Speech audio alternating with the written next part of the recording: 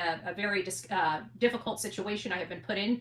And quite frankly, once this is over, it'll be done. You know, it'll be done across this country. Once this is all put to, in this we walk this path, this will be done. We are getting this stuff where we can finally be a true crime channel and not have all of these people doxing my audience, doxing my mods, doxing me, bullying all of us. We're going to literally put all this nonsense to an end, not only for us, but for the future content creators that will be coming on to this platform that doesn't deserve to be treated the way I was treated, or many other content creators are treated for believing the way that they believe. You know, I can't really dive into it. My message is just stop. Just stop. Do you think a judge is going to sit here and look at this and say, so you had an opportunity all this time to stop this bad behavior and you continue? And you're going to continue. He's going to have no choice but to put a preliminary injunction in until he can find out the facts of the case, because they just won't stop.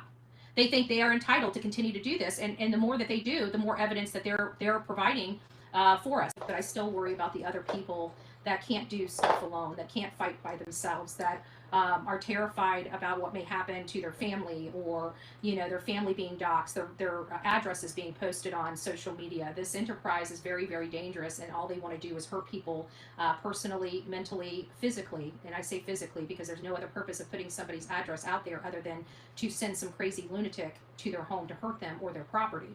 So there's no benefit of it other than that. Nobody has been able to give me a good explanation as to why somebody would put somebody's home address on social media to their hate audience that they've incited for months and years about a particular person, and then add an address in. The only good that can come out of that is that person getting hurt, or their property being injured, or them being under surveillance. There's no other good excuse for that to happen.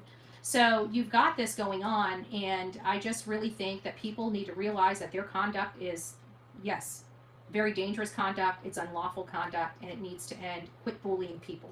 Your opinion does not, just because you think it doesn't make it true. Just because this small echo chamber of people don't like Bullhorn Betty, outside of YouTube, there's a whole world that I've been living in and submerged myself in, because I've been boots on the ground around all these people that have watched my work, watch how I work on the ground, watch how I interview people, watch how my business is conducted, and have high respect and high regard for me.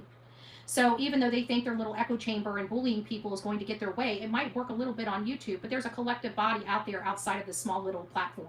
There's billions of people, millions of people that have watched the work I do and applaud the work I do, whether they like it or not.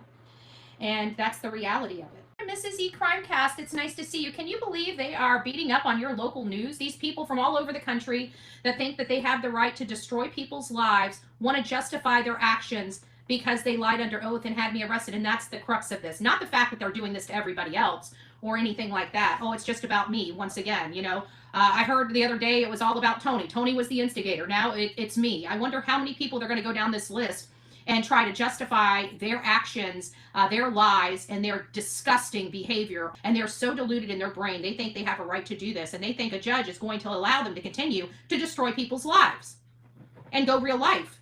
That ship sailed.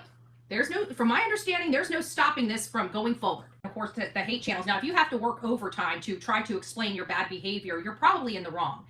And so the lady, this is what really ticks me off. Remember Kirsten? And she's the one that swatted my house.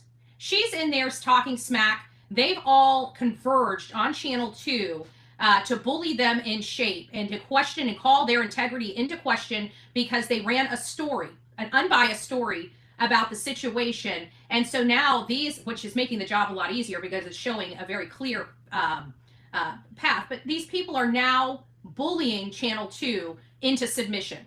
So they will not run any more stories about this federal case. Can you believe that? Brigading. Brigading is what got them in a federal lawsuit to begin with. This nonsense has got to stop. I don't care if they think I'm the worst person next to Hitler. They have no right to destroy me and my reputation or anything else. When the issues stop, they should have stopped. They don't. They just want to keep going. They want to keep destroying. They want to get people fired, arrested, and their lives utterly destroyed. They want to make sure that people can't even purchase milk to put in their refrigerator. Enough is enough. This is not normal. I don't like your commentary. This is going too far. And with all the evidence that has been compiled, I don't think a judge is going to be able to dispute that. So our commentary, they can plaster my commentary about a case all day long, but that's a public interest case. How are they going to say that I've done any nasty thing to them? Because I haven't. The only thing I've ever done is defend myself here and there, But for the most part, we don't talk about other creators. We don't talk about go out and try to bully people into submission. We don't sit there and do any of that. We try to hold ourselves to a higher standard because let's face it, these types of people are below us.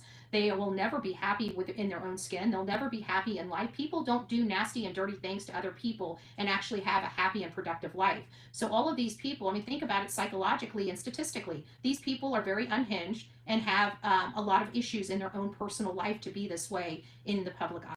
I'm over it. I'm getting back to my job. I'm getting back to my work, which should not be infringed on by my government, telling me that I can't have my First Amendment rights to cover a case. When I'm out of all the people out here on these streets, I'm the only one that have sold my interviews and news articles to places like TMZ. I'm the only one that, out of all these little people on this internet that have been, interviewed by Australian news, European news, French news. Hell, I was even interviewed by Telemundo.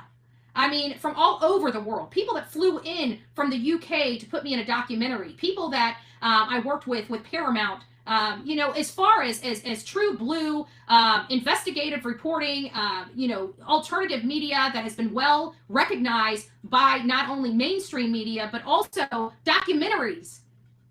And then a person, after all of that, telling me I'm not media, there's something wrong with that person. Sorry, not sorry. But I have constitutional rights and freedom of press, and I'm going to be leaning on those moving forward, And quite frankly, there's going to be a lot more documentaries and movies that are going to be coming up, not even related to this case, related to other cases that I have covered. What are they going to say then? I'm still not media? I'm over it. I'm over it. I don't need a judge telling me, well, what is the press? What are you're a judge that should have a good understanding of the First Amendment. That was one of the first things that were drilled into our heads when we were in paralegal school, was the Constitution. And the limitations, like drilled in our head, like so much so that that's the one thing that I have retained more so than any other teaching in school that I ever had. So to not know what the limitations or what the requirements to be press are, that to me is very concerning.